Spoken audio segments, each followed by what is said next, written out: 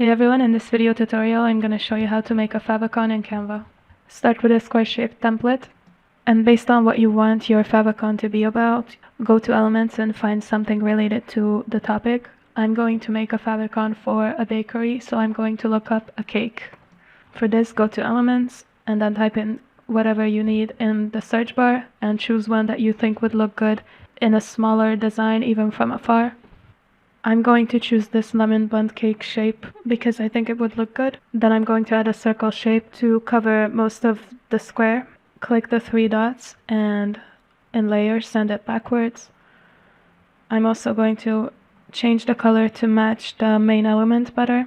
You have to decide how to put this together based on what you're working on specifically. And then I think it's useful to add some letters or the name of the brand or the channel or whatever it is you're making this for. Go to the left of the screen and click on text and find a font or a font combination that matches the design that you're working on. Click on it to add it to your design, then type in the word or words you need.